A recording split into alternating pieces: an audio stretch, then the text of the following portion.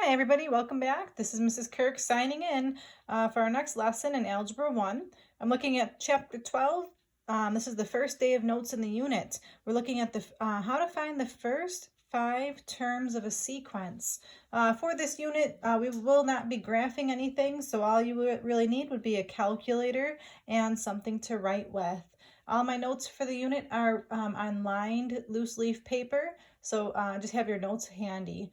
I hope that during this time you've also been updating your table of contents, and if you haven't done so, go back to the previous few videos from chapter 11, and now we're on chapter 12, and at least get a table of contents set up for those couple of units. That way when we see each other again, we've got a nice table of contents for our notebook check. All right, so again, pause the video at any point in time so that you can get yourselves caught up here. I have the notes started for the units, and again, this would be a good time to perhaps pause the video and write down what you need to. I'm going to go ahead and start filling in my notes here. So we've got my first example says, find the rule that results in the following sequence. And then I've got a sequence of numbers, 1, 4, 9, 16, ... Before I find that rule, actually, I want to go over here to the notation and fill in what these terms mean. So I'm teaching you some math symbols right now. I would read this first one as A sub n. A sub n stands for the nth term. Well, this would be read as A sub 1.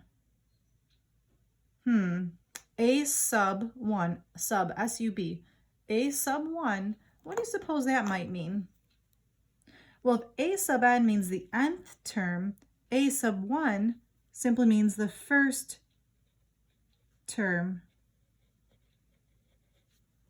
Well, now we have A sub 2. What do you suppose that means? You got it, that means the second term. A sub 3 means the third term. And then I just skipped right to A sub 100 because I thought, hey, why not pick a really big one? A sub 100 means the 100th term. So right here, this is just some math notation on how to represent a particular term in a sequence. So that's just some notation to be familiar with. Now, if I go back to this example, I'm trying to find a pattern here within the numbers. I see a 1, 4, 9, and 16. There's something special about those numbers. Can you think about what the pattern might be? Or perhaps maybe you can think about what do you think the next term will be? What about the next term after that? What about the next term after that? Okay, so if you thought that these were adding between numbers, let's see, from 1 to 4, I'm only 3 numbers apart, but from 4 to 9, that's 5 numbers apart. 9 to 16, that's 7 numbers apart. Wait a second, goes 3, 5, 7. I wonder if the next one would be 9 numbers apart. Maybe they're the odd numbers apart. Maybe some of you thought that was the pattern. Well, in this particular pattern of numbers, 1, 4, 9, 16, those are special numbers in mathematics. Those are all the perfect squares. The next one would have been 25, 36, 49, and so on. So how do I write that down? Well, it's A sub n, that means the nth term, is equal to n squared. That's the pattern that this particular set of numbers was following. Now, when you do these questions, I'm going to go ahead and ask you to do a check to see if your pattern really works or not. Your formula, I mean. So here's my check. If I plug in A sub 1, so this formula is telling me it's going to be 1 squared. Well, what is 1 squared? Yeah, 1 squared is 1, and that matches my first number in my sequence. Now I'm going to try A sub 2.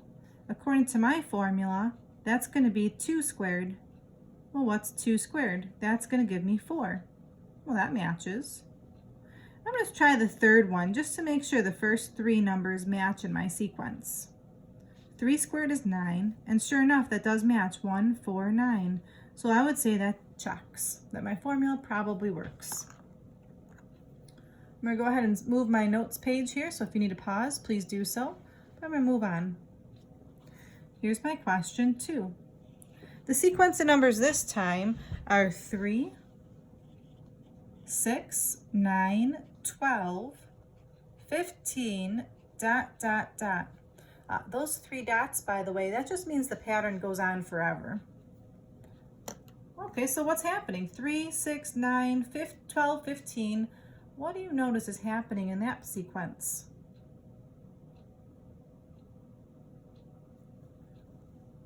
Try to write it down. A sub n equals some formula. What am I doing here? Well, if you guess that I'm multiplying by 3 each time, like this would be maybe 3n. Let's see if that'll work. I'm going to do a check. So let's see, a sub 1, according to my formula, would be 3 times 1. 3 times 1 is 3. My a sub 2 would be 3 times 2. 3 times 2 is 6. My a sub 3 would be 3 times 3, and 3 times 3 is 9. Does that follow the pattern that I created in the top? 3, 6, 9. 3, 6, 9. It sure does. Now, if you came up with a different formula that works for this, these first 3 numbers, awesome job. This is the formula that I came up with. Here's my question number 3. Let's say the numbers this time in the pattern are -3, -2, -1, 0, and 1, followed by 3 dots. Again, those 3 dots means that the numbers just keep on going. So now would be a good time to pause the video and see if you can come up with what you think the equation is. A sub n is equal to something. So you figure out what's going on between the numbers and see if you can write down what you think is happening. Okay, so I'm going to give out the answer, but perhaps, like I said, pause the video and see if you can try. So if I look at these numbers, they look like they're going up by increments of 1. Again, when you have your formula, go ahead and do a check and see if your formula works. So on the side of your paper, before I give away the answer, do a check. What would happen if you plugged in the number 1 into your formula? What would happen if you plugged in the number 2 into your formula? And what would happen if you plugged in the number 3 into your formula? Would you get the outcome of -3, -2, -1? Now, this is really tough for me to do in the video because in class I would normally give you some time. We would have a little bit of dialogue and figure this out together. But hopefully you've had a chance to do your checks and pause the video to see if it works. Okay, but here's my final answer. I'm going to guess that my formula, actually before I give my final answer, no, I'll give you my final answer. I'm going to guess that the formula is n minus 4. So I'm going to do my check on the side and see if this works. Well, if I plug in the number 1, that's 1 minus 4. 1 minus 4 is -3. If I plug in the number 2, I get 2 minus 4. 2 minus 4 is -2. If I plug in the number 3, I get 3 minus 4. 3 minus 4 is the number -1. If I follow my sequence over here, -3, -2, -1, it does check. So when you're doing your homework, do a check to see if your numbers that you're getting actually do follow the pattern. Okay, so that's part of the homework tonight, is figuring out what the formula is. And I will admit that's probably going to be the hardest part for your homework. The next part is actually something that people usually have a lot of success with. So I'm just drawing like a dividing line to divvy up my notes here. So the first part of my notes was finding the equation. The second part is understanding how to read mathematics. So here we go. The next set of directions are going to tell me to write the first 5 terms. Right, the first 5 terms. So here's my question number 4. If a sub n is equal to 2 to the nth power. So now I'm giving you the formula, but you need to write down what the first 5 terms of the formula would be. So really what I'm doing is a check, just like the last couple problems. So let's figure this out. A sub 1 equals, a sub 2 equals, a sub 3 equals, a sub 4 equals, and a sub 5 equals, because it says the first 5 terms. So when you're doing a sub 1, I'm going to take the original problem and I'm going to put the number 1 in place of the n. So this becomes 2 to the first. If I'm doing a sub 2, I put 2 in place of the n, so it becomes 2 squared. To figure out a sub 3, I'm putting 3 in place of the n, so it becomes 2 cubed. And so on. I'll put 4 in place of the n for the next term, and I'm putting 5 in place of the n for the last term. Now you can use your calculator to help you calculate these values. Let's see, 2 to the first, that's just the number 2. 2 squared means 2 times 2.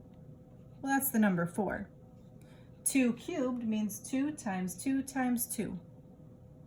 That's 8. 2 to the 4th, well, this might be a good time to grab your calculator, but it's 2 times 2 times 2 times 2. So if I'm thinking about this without a calculator, just so you know, I would do like 2 squared and another 2 squared. Well, I know 2 squared is 4, another 2 squared is 4, 4 and 4 is 16. But if you do want to use your calculator, I'm going to type in 2, and then there's this caret button right here. This is the exponent button. So use that little exponent key, and then I'm going to put in my 5, 2 to the 5th. Push enter and the output is 32. Now, depending on the model of your calculator screen might say 2 caret 5. Try that out and see if you're actually getting the number 32 to make sure that you know how to use your calculator.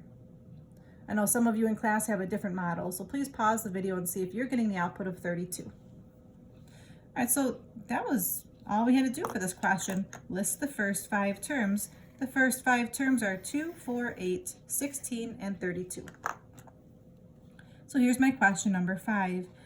This one is a sub n is equal to 1 over n plus 2.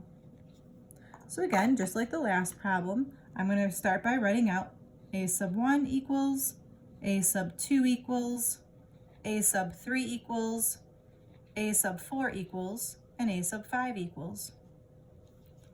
So again, I'm learning how to read mathematics. So a sub 1 is telling me to plug in the number 1 whenever I see an n in the original problem. So this is 1 over 1 plus 2. The next one for a sub 2 is telling me to put the 2 in place of the n. So it's 1 over 2 plus 2. Now would be a good time to pause the video and see if you can fill out the rest. The next one would be 1 over 3 plus 2. The next one is 1 over 4 plus 2. And the last one is 1 over 5 plus 2. Now all of my terms this time will be fractions. This becomes 1 over, well, 1 plus 2 is 3, so it's 1/3. The next one is 1/4. The next one is 1/5, 1/6, and 1/7. And those are the first 5 terms of this particular sequence. So again, that particular section was just to understand how to read mathematics and how to do essentially 5 checks. I'm going to go ahead and draw my dividing line for my last set of notes here. And if you need to pause your video so that you can get the notes caught up, please do so. All right, so for this next section, again, I'm just drawing a little dividing line here. I'm going to slide my paper so that you can see the bottom. The last particular section says to write the first 5 terms. Well, wait a second. That's exactly the same direction as the last particular section. So how is this different? Let's take a look at it. For question number 6, we've got a sub 1 is equal to 3, and a sub n is equal to a sub n minus 1 plus 6. Holy moly, that is crazy.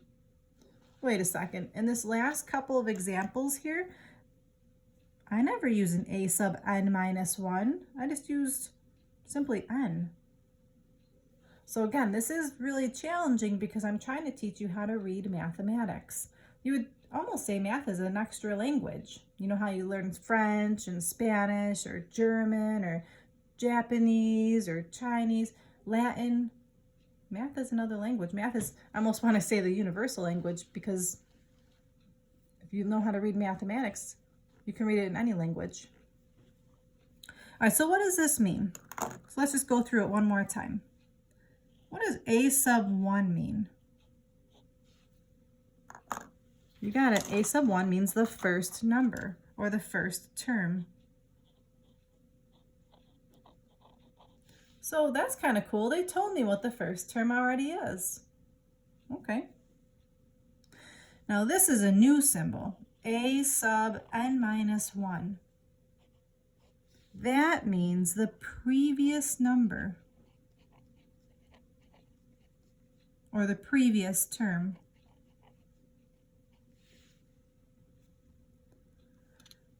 Okay, so let's give this a try. I'm going to go ahead, just like the last few examples, and start out by writing a sub 1 equals, a sub 2 equals, a sub 3 equals, a sub 4 equals, and a sub 5 equals. And again, if I'm moving too fast, please pause the video and get yourselves caught up. So for a sub 1, they already told me a sub 1 is the number 3 right up here. So there's no math involved there, it's just understanding it told me that in the problem. To figure out a sub 2, I'm going to follow this formula here. It says to take a sub n minus 1. I'm just going to put a blank there for now. And then it says to add 6. I'm going to do that for each of these questions. Blank plus 6, blank plus 6, blank plus 6. So when I saw that a sub n minus 1, I just drew a blank for each of my terms. All right, so I'm going back to a sub 2. Again, this a sub n minus 1 means the previous term. Well, the previous term was the term I got up here. In this particular question, the previous term was the number 3. So I'm going to go ahead and put a 3 in this place. And I cannot actually continue the problem until I figure out what this is. What's 3 plus 6? You got it, 9. So now, for this next number, this is telling me to take the previous term and add 6 to it. Well, what did I just figure out the previous term was? You got it, 9.